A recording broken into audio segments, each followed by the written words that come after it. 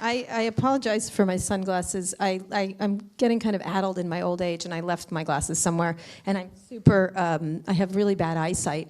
And I'm also trying to avoid a little intimacy here because it feels like you're going to fall on me at this point. I like this place. I feel like do you ever watch How to Get Away with Murder? It's such a good show. I feel like you can get away with murder. It feels like that thing. Anyway, I'm going to do a quick presentation because Dan Gilmore had not really wanted me to present, and so I was going to do a very quick one and then talk to Evan because I'd rather answer your questions than anything else. This is a presentation I've been working on for a while, and I talk a lot about entrepreneurialism, and I write a lot about entrepreneurs, and so I'm going to go through this super, super fast.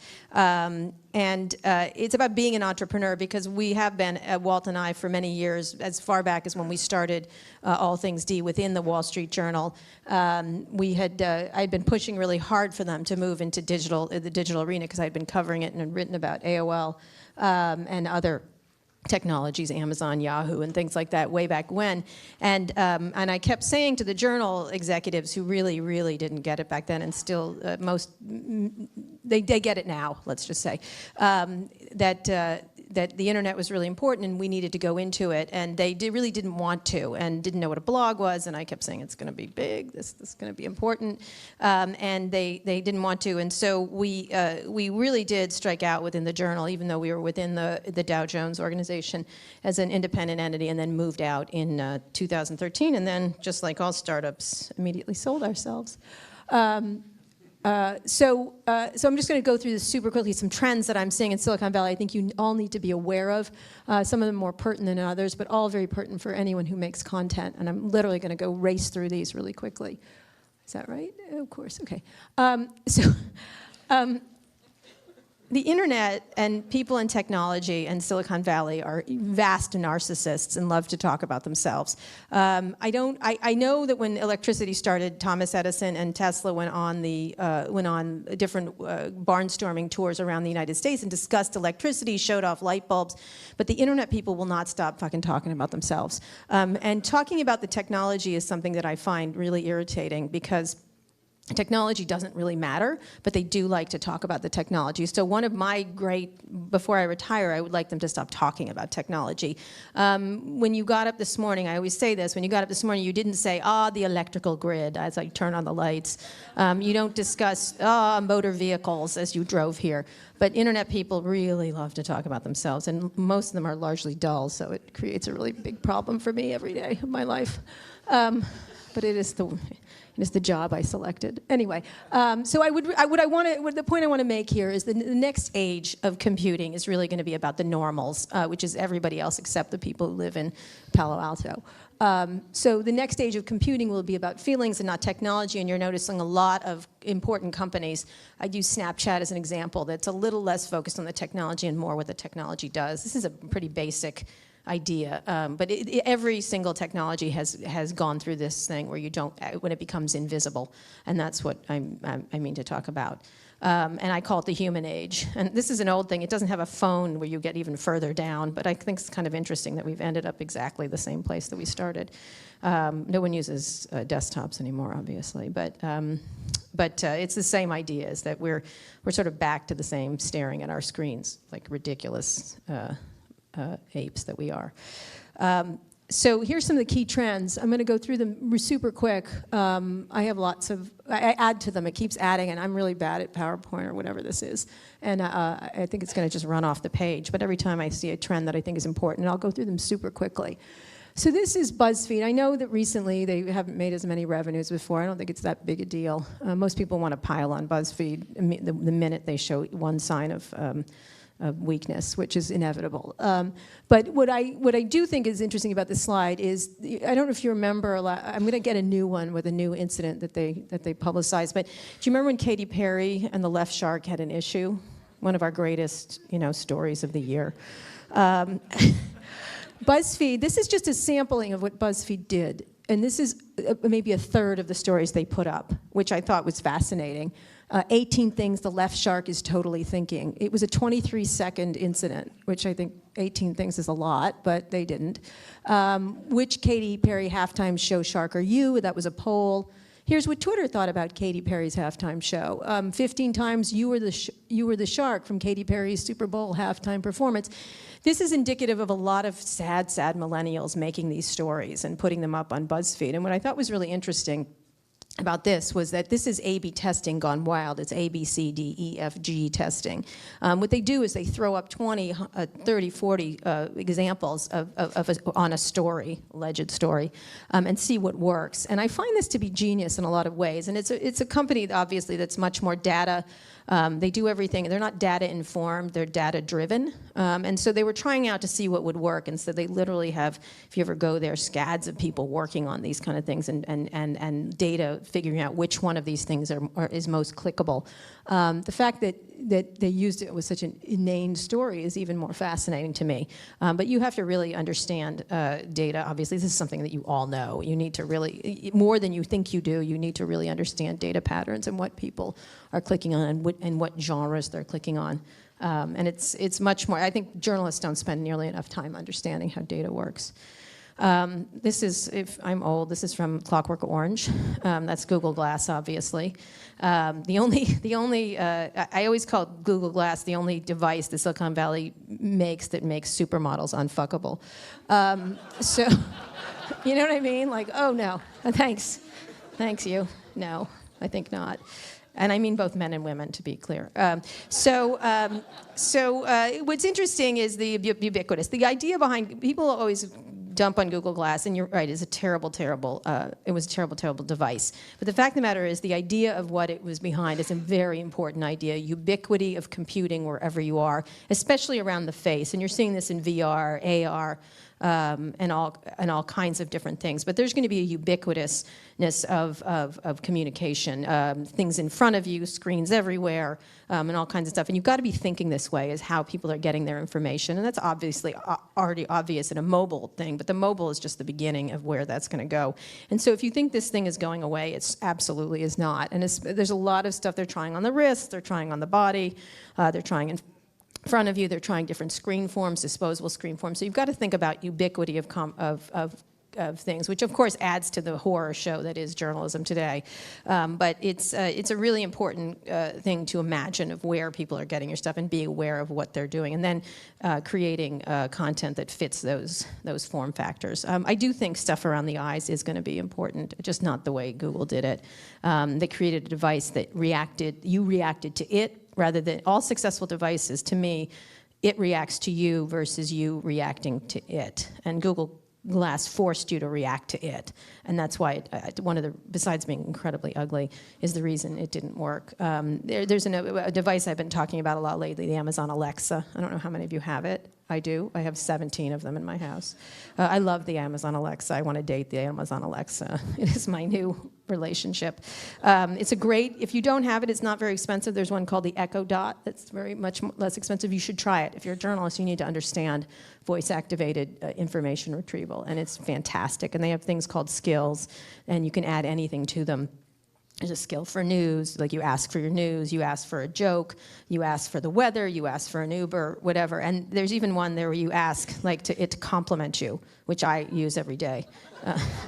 You look good, Kara. Thank you, Alexa. It's really nice. It's a nice, anyway, you need to use it. Just get one, like tomorrow, right now. Order it right now. You're all on your line right now, on the line. So again, it's still also going to be about brand. Brand is incredibly important. I think we forget that in this era because it's so noisy and messy, but brand is critically important as you move forward. I think the Recode brand has a brand that everybody gets, kind of sassy, difficult, and yet factual, yet not too cheerleady, not cheerleady at all, actually, but not too snarky. But we think a lot about everything we do and what the brand is when we're going forward, whether it be Recode Decode, whether it be our Too Embarrassed to Ask podcast, whether it be our events. We have a brand, we stick to it, we're very firm, and you have to stick to what you're supposed to be with people in this era, and it actually helps you if you're genuine. I just like this. This was from Whisper, which I think closed, I don't know. But I like this, that they cared about which one they use a cab and not Uber or Lyft, so the sex was off. Anyway, it will be geolocated. This is another obvious thing, is everything is geolocated now, and you will be more and more. Sensors are critical, sensors and where you are and how you're located, especially in commerce, but which is going to be a part of content delivery, are really important to think of geolocation and what's going on. Obviously, the phones in your pockets are literally stalking devices, and so how you think about delivering content has to be with geolocation in mind and how people are receiving it and when they're out and about, because nobody sits in front of a computer anymore, absolutely not. And so you have to be imagining that. Again, I'm rushing through these. This we all know, right?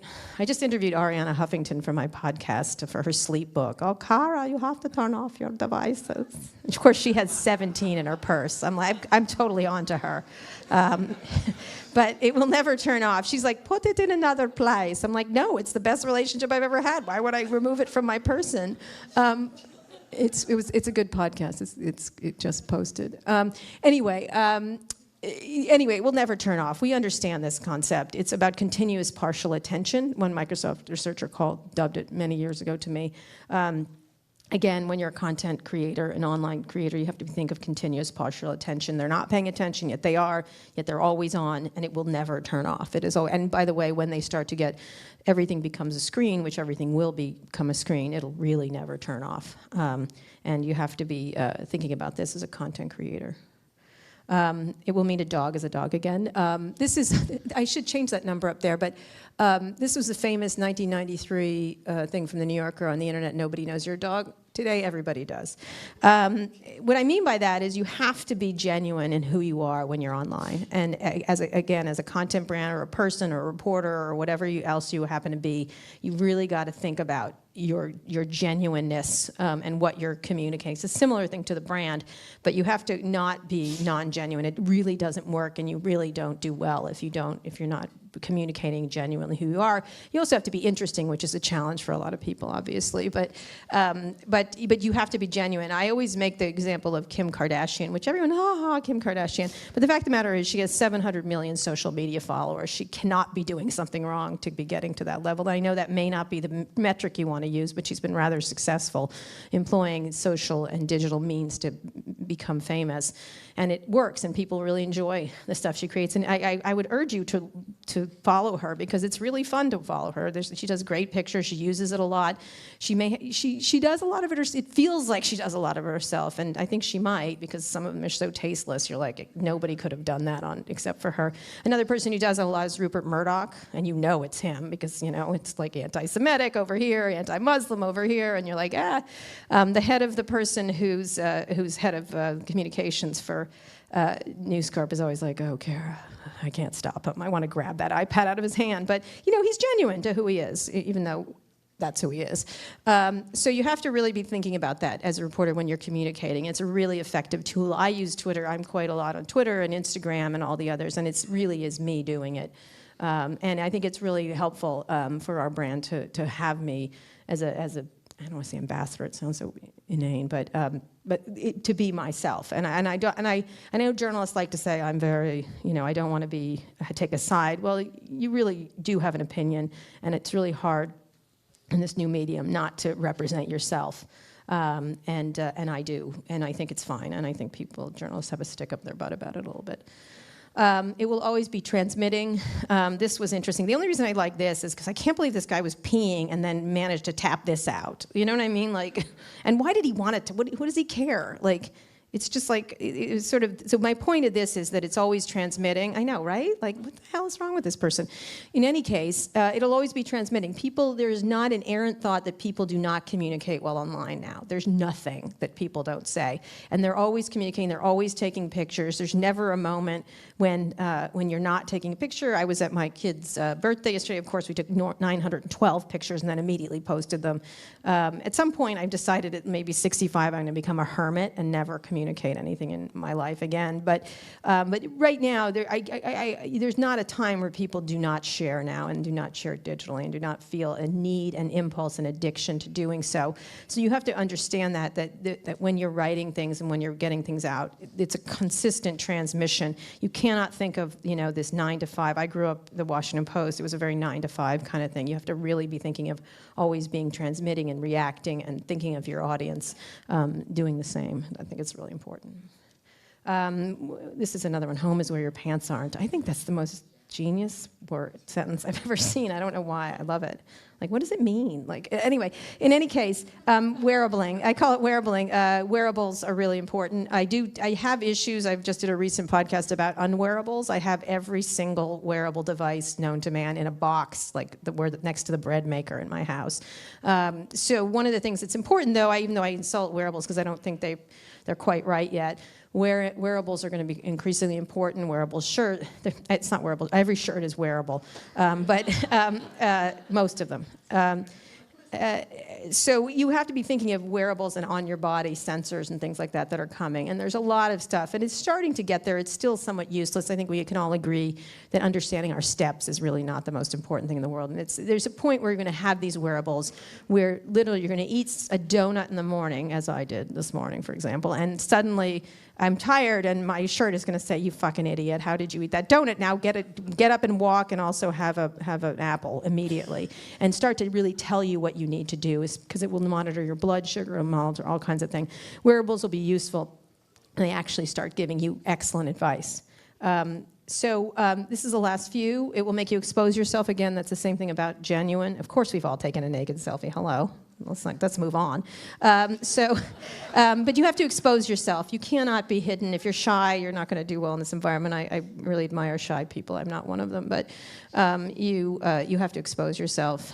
And then it will be analog. And for those of you who are older, also Silent Green, now with more girls. I like that. I love that thing. Anyway, there's a lot of things going analog. We know about the Internet of Things. Steve Case just wrote a book called The Internet of Everything, which is everything, which is around healthcare, food, driving. Obviously, transportation is a really important area. That's what a wonderful thing that's happening around transportation right now with all these companies rethinking something that really hurts our environment and needs to change and hurts our life, really. It will very much be analog about your smart homes and things like that. Soylent is just one of these things. Food technology is super interesting. How we create and eat food and understand nutrition is a big deal in Silicon Valley now. I think Soylent's kind of gross. Also, the guys who founded Soylent, when they first came to me and showed me their Soylent thing, which I declined to drink, they're like, "You have to." I'm like, "No, I really don't. Like, I'm not that kind of journalist. I take your word that it's delicious." So they brought me, and I said, "Well, that's quite a name." And they're like, "Well, it's made of soy." And I was like, "Yeah, but come on, Soylent Green is people." And they're like, "What?" And I was like, "Oh God, millennials. Good God, God love them." Anyway, so you have to be thinking about like the things in the home, like the Amazon Echo and other things like that. But there's so much going on in the analog space now. It's really, the next era is all about sensors and cars and things that actually really count. One of the things I always say is that Silicon Valley, for the most part, is big minds chasing small ideas. There's some really big ideas going on now in Silicon Valley. And then, last of all, oops, it will be political. Oh my God, this race. Good God. That's all we have to say. I mean, I'm not moving to Canada like everybody else, but it's, I can't stand when people say that. It's our country, for goodness sake, even if we get either one of these people in there. I'm with her, like, in any case. But, I mean, how could I not be, honestly? A lesbian from San Francisco, I kind of have no choice, although it could be interesting if I picked the other guy. I'd have to, like, poke my eyes out, of course. But in any case, it will be political. The politics are getting involved really heavily in digital things. Microsoft just sued the DOJ, the Apple friggin' iPhone thing, which is really important. The government, especially because a lot of the things that are changing, healthcare, cars, is going to get so involved in a lot of this stuff. Mostly the government is usually internet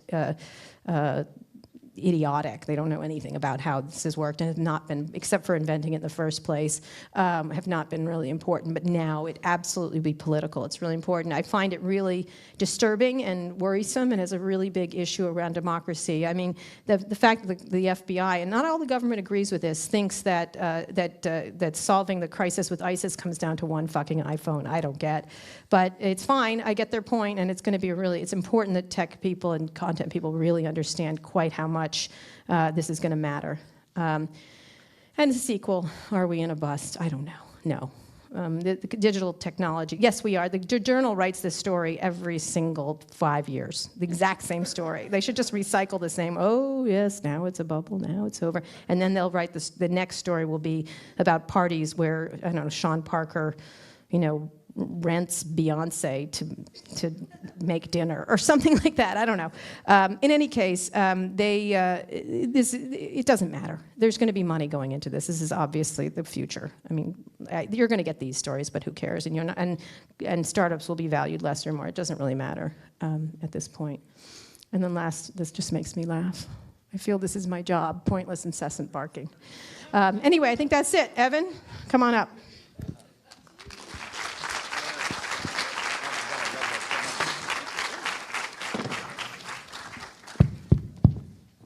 The Recode brand is not too snarky, maybe the biggest lie told over the last 24 hours. I love this guy's shirt. I love your shirt. It's fantastic. I keep staring at it. I'm like, I want to take it off of him and take it home. Anyway, sorry. So there's going to be, the majority of the time we're going to spend will be answering your questions. Yes. And so I don't want to go back over your presentation, except to say Trump Swisher 2016 sounds like a great idea. Yeah, wrong. Not going to happen? You know what? Although, you know, my son, you know, I announced I'm interested in running for mayor of San Francisco, and because that's the inevitable next step. And my son, who is going to be 18 at the time that I think I'm going to run, was like, I'm not sure I'm voting for you, Mom. And I'm like, what? Like, I thought I had just had that one vote.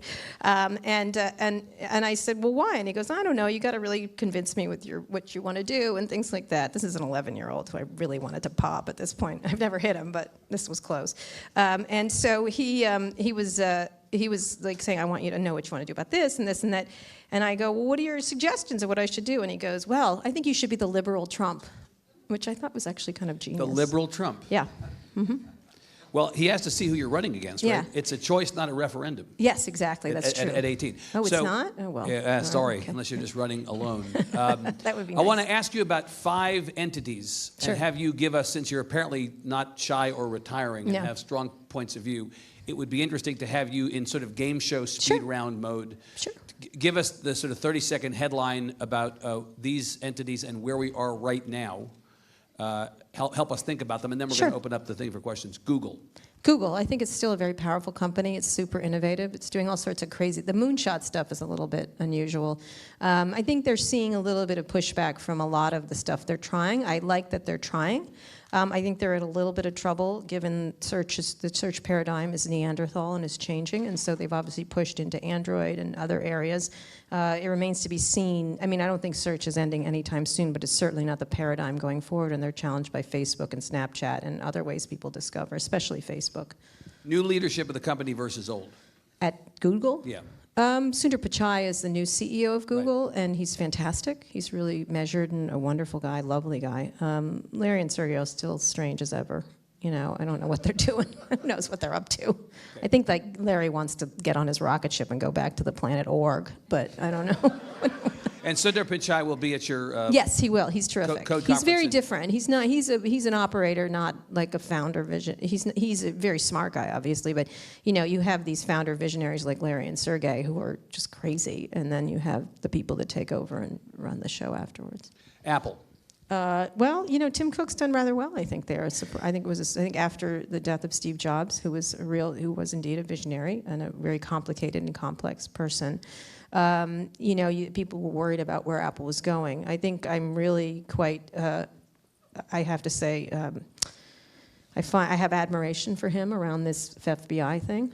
I think it's really hard to do that. I think it's Are difficult. you not sympathetic to the idea that there's a greater good? Of course. served? Of course. So give me. So where do you split? I was nearly in the CIA, you know. I wanted to join the CIA, so I understand. I wanted to, you know. So where do you split it along the continuum? I think in the history, the government has always overreached. I don't think there's any point where they don't say they need more information than they actually need. And I think that in this digital environment, it's very dangerous to overreach. And if you have Microsoft suing the DOJ, someone's overreaching. And so I think, which is a conservative company by comparison, I think that it's difficult because these digital technologies are being used, but the fact of the matter is our problems around the globe are not solved by digital solutions necessarily, and that it's like reporting. Basic on-the-ground reporting is what gets great stories, not because you can crunch some data necessarily. Although data journalism is great, I think it's a question of who do we trust: Google and Apple and Facebook or our government.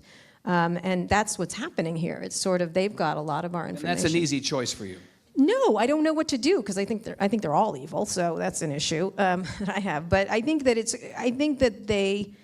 if I was in the government, I'd push for more information. I get it. But people within the government disagree on it because, like, I had Ash Carter, who's the defense secretary, who kind of is on Apple's side. He's for strong encryption protections and things like that. He doesn't need that information. Now, the FBI wants the easy path, so they want to get to this iPhone. But the things they're asking for from Apple are ridiculous, as far as I'm concerned. So back to Apple. Is Tim Cook enough of an operator? I was interested in your distinction between Larry and Sergey on the one hand and Sundar Pichai on the other hand. So is he enough of an operator? Yeah, I think he was the guy behind Steve Jobs who made the trains run on time. That's really was his job. I think some of their products are.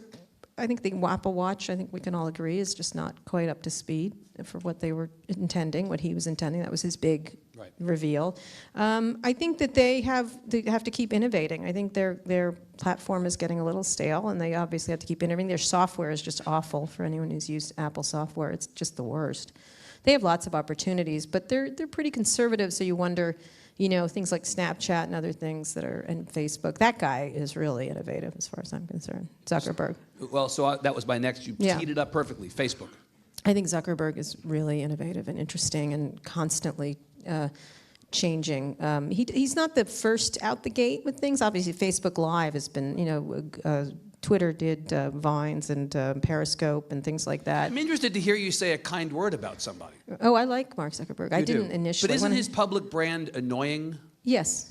So why is he allowed his public brand? Is it like crazy like a fox? No, I don't think he is annoying anymore. Allow my public brand to be annoying, but behind the scenes I'm actually better than No, I don't think that? he is annoying anymore. You don't think so? I think he was. I think he's the reason I like Mark Zuckerberg, two reasons, is he's always challenging himself, which is sometimes, like, his learning of Chinese can be a little bit twee, like, okay, now you're going to speak Chinese. But he's speaking Chinese, like, are you? Like, I don't mean to, like, I'm sorry.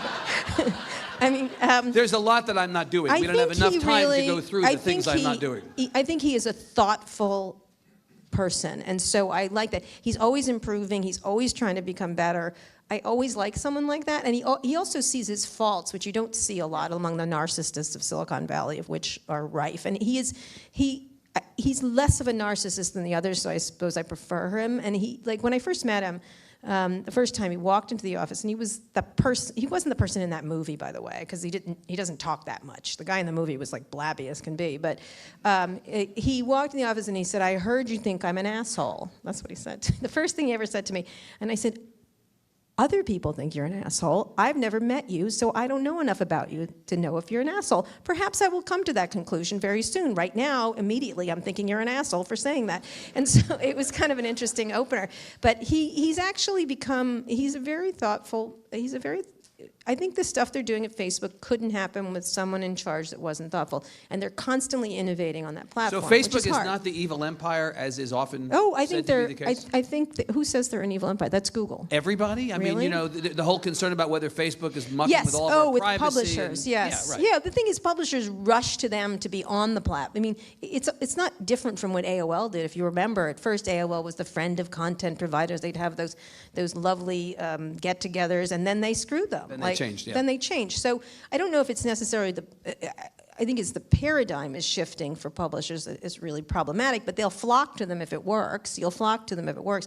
I'm on the fence of how much you should give over to Facebook, but I'm on the fence over how much you should give to any platform. But do you have a choice? Like, readers aren't coming to your websites. Readers aren't coming nobody comes to a website anymore, right?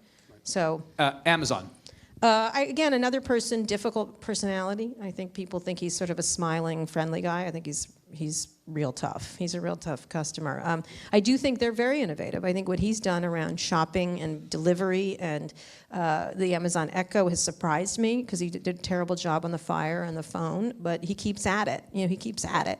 And I think he has done more to transform our economy than in the internet economy than anybody else in real terms. In real terms. You're a former Post person.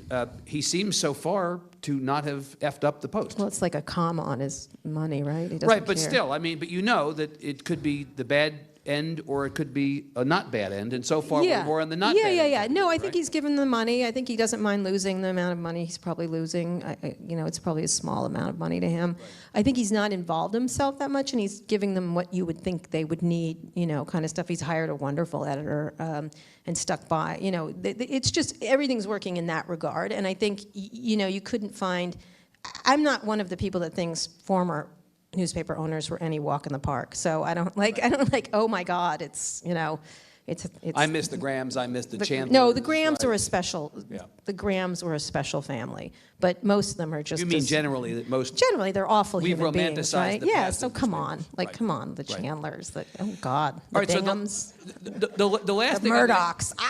Well, you've already told us what you think about him. I like Richard Murdoch. You do? Rob Rupert. Yes, I do. He's really. I don't like him. It's like liking Satan. Like, you know what I mean? Like, but you like Satan, right? I'm going to go out on a limb and say that may be tweeted. No, but he's really, come on, he's done some amazing things, and he's really smart, and he loves media.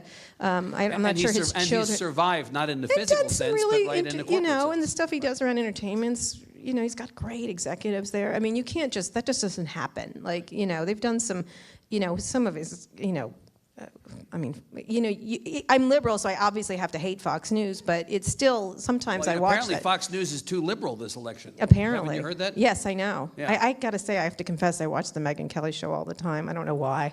I can't stop. I'm like, stop, Kara, and then I watch it. The last, I like her. The last institution I want to ask you about, you actually brought up, and that's BuzzFeed. Yeah. I think you correctly characterized the view that a lot of people have, and that there's sort of like a schadenfreude going on now, right? Yeah, 100%. Oh, look, their revenues are cut in half, ha ha. But the reality is, the revenues are still larger than everybody else's, even in half of that, right? Why do people have such a strong reaction to BuzzFeed? Because of the list thing. I think people got a little bit like they are is bullshit. So much more than that, though. I agree. I think they've done some amazing journalism. I think they're trying interesting things. I don't know if journalism is the heart of what they're doing. Obviously, they're moving into video heavily. That's been reported a lot. But I do, and then some of their videos are silly. Some of them are good. I think the question is, look, and by the way, you know what? Most of journalism, like the pages, not the news pages, everyone had crossword puzzles. Everybody had lists. Everybody had the style sections and comics. And so, like, to pretend that everything was so fantastic in the old days is just bullshit.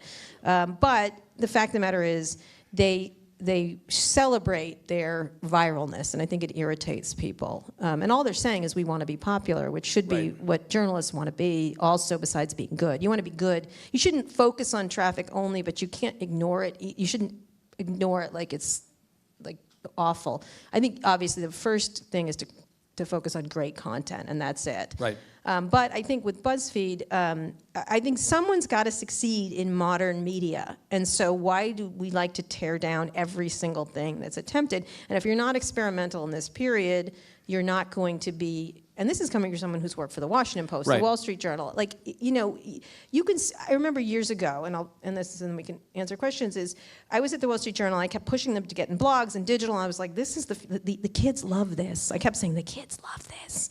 And there were 2 times that it just annoyed me because of the mentality, the insular and arrogant mentality that old media had. Was at one point they were doing a study on why they should have a Saturday journal. Do you remember those? Yeah. Remember that? And I was like, no, let's not have one. Nobody wants to read a friggin' Wall Street Journal on Saturday. Like, it's homework. It's work. It's homework. Right. Like, oh, more homework, yay.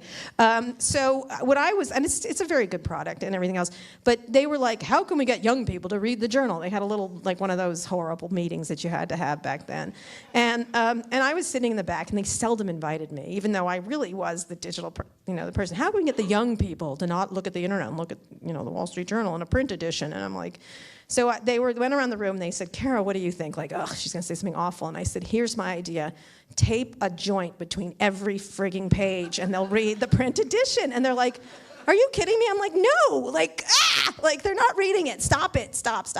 Like, provide them with digital things, provide them with interesting things. They're not stupid. They acted like young people were stupid. They're not stupid. Millennials aren't stupid. They just aren't. They like great content too, and so that drove me crazy. And then the second thing was they were always denigrating, blogs, like as if it was like the clap.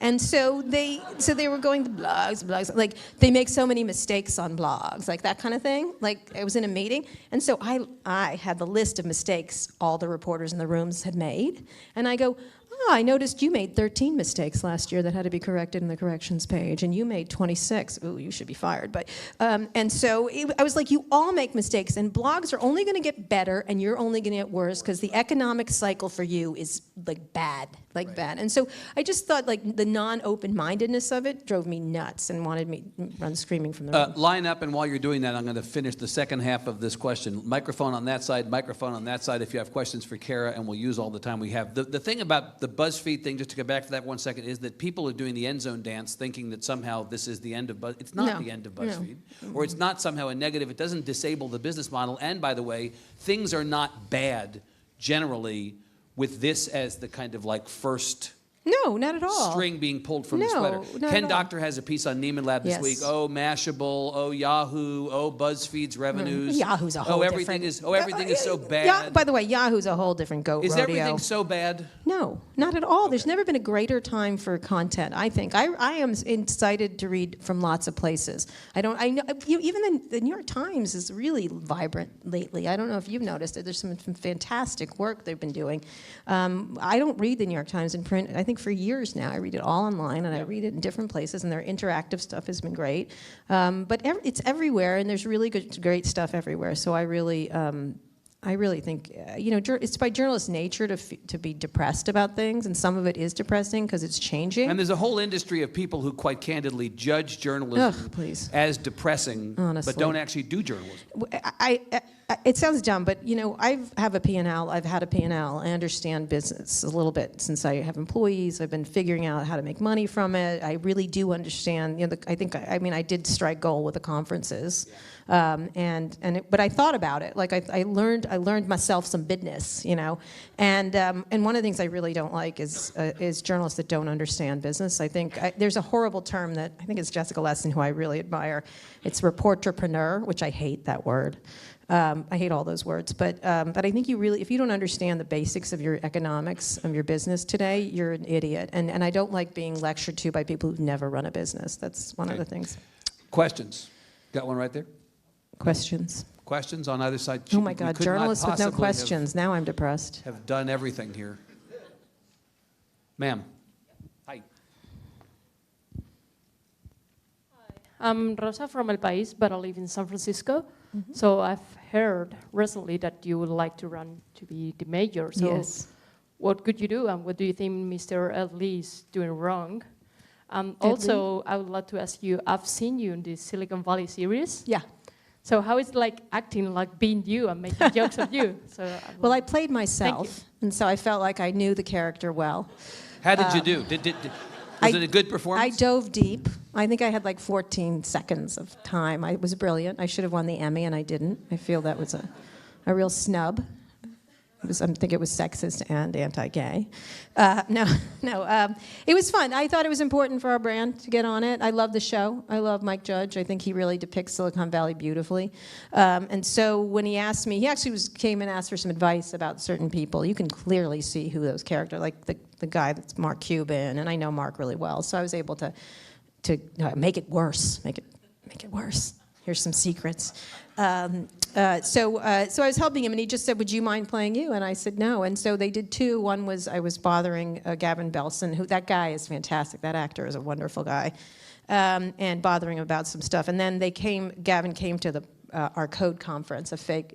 It honestly was fantastic. They did they made it look just like our Code conference, and then he compares. They used a thing when Tom Perkins said that it was like crystal knocked against the billionaires in San Francisco, which was just like appalling.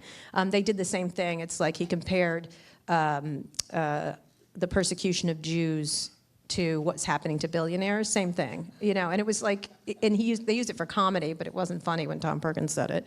It was a little funny, but it was great. It was great. The only thing is when it was an all-day filming, and he was, again, the actor was fantastic, and they brought the crowd in, and it was a little too diverse, the crowd. I'm like, I'm sorry to tell you, there's way too many diversity going on in this crowd of conference goers, but otherwise it was great. It was fun on that. And then on Mayor, I have been saying this for a while, but nobody believes me because I say all kinds of crazy stuff, like I'd like to act in a movie with Jennifer Lawrence or something. I never said that. I just said that for the first time. I've been saying it a while because I think one of the things that's important is I've always been civically minded, even though I haven't been very civic.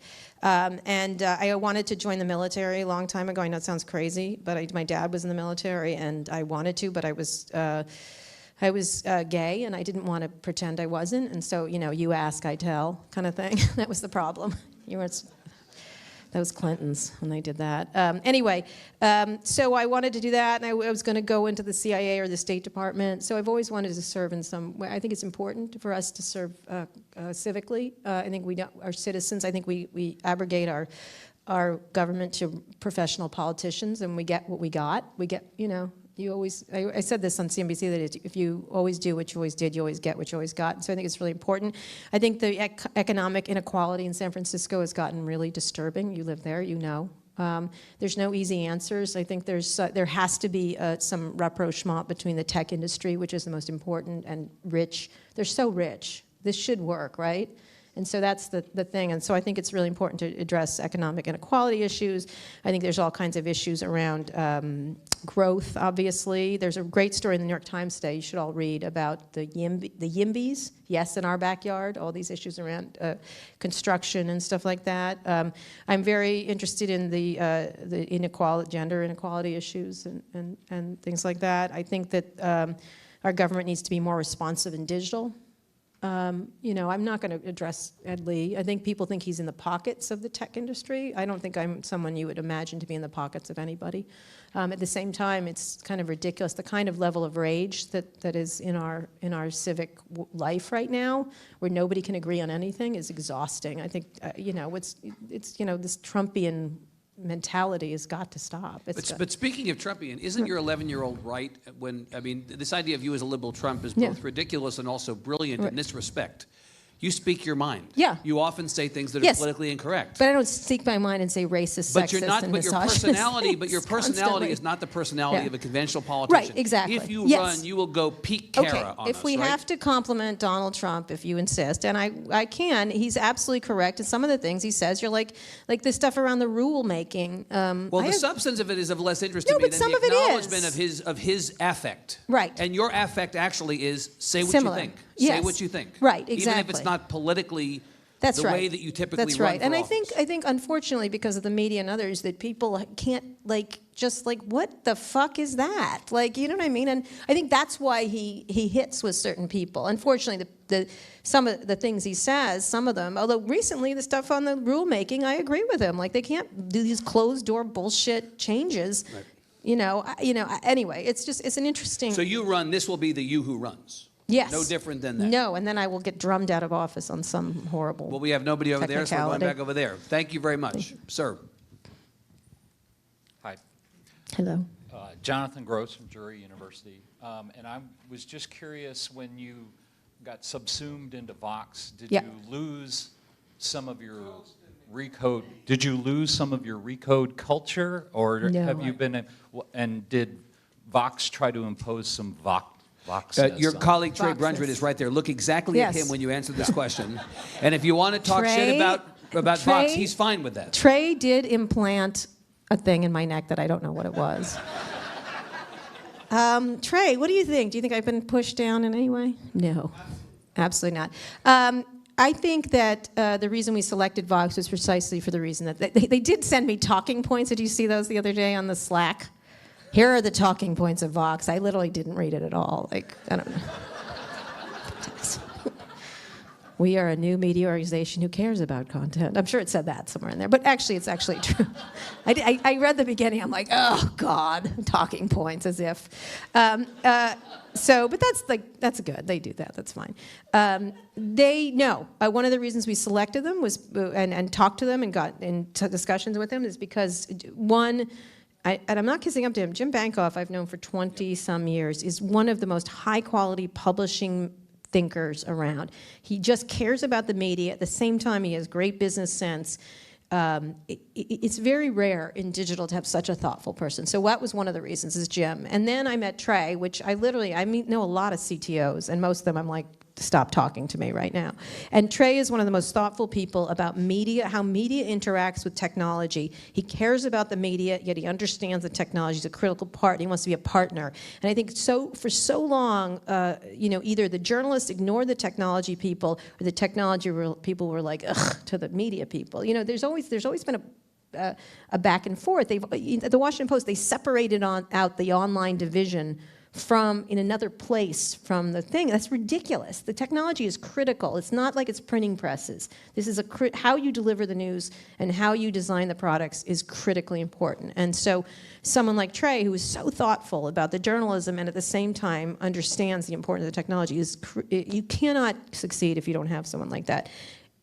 In terms of letting us do what they want, Vox actually, unlike BuzzFeed or the Huffington Post or the other organizations, we have distinct brands. We have 8 distinct brands. Eater. No, I'm supposed to mention them all. I'm going to forget. Apparently you did read Slack. I started to read part of it. I can't help myself, but I was laughing mostly through it, but because it was a nice laugh, like, oh, aren't they cute? But they have lots of distinct brands. The Eater one, which I loved before that, Curbed, Racked, and others. And so they have taken the strategery of doing individualized brands, a little like Condé Nast, I guess, in terms of different things. And so they don't want us to not be us. That's what's critically important. I think they bought us for who we are and not to become something else. Now, we're just about to move to the new their platform, Chorus, which is called Unison, right? Unison. Anyway, they're moving to their new platform. We were on WordPress before.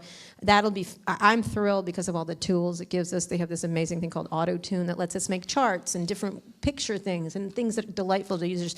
So far, a year in, and I would say if I hated them, I would. But so far, everything has been additive to us. I think we've been additive to them. Well, for instance, your conference culture, which Yes. has been such a big part of your success, ported over to Vox, gives them an opportunity to get more conferences. To do conferences. Yeah, they don't know how to do them. Discrete Right, brands that's one of the thinking. Like, we're thinking of a food tech conference for Eater with us together. Ezra Klein is doing a Vox conference. We've been helping him. We brought our team in, which is the best in the business. They were not in event space.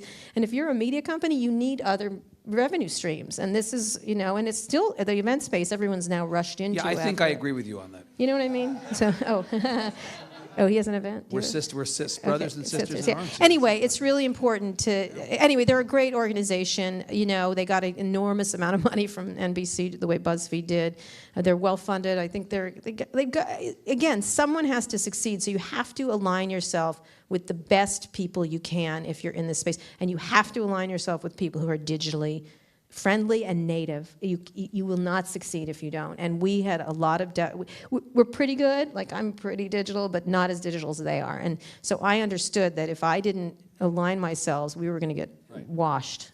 And I know the answer to this, but if the opportunity comes up for Recode to write about Vox Media as a media brand digitally, no holds barred. No, not at all. I think we've done that several times. What we have to do, though, is there's some, when news comes out, like, should we really cover it? Does it really matter if someone's joining that we, or not? I mean, we've done it a couple times, and actually, Jim Bankoff called me.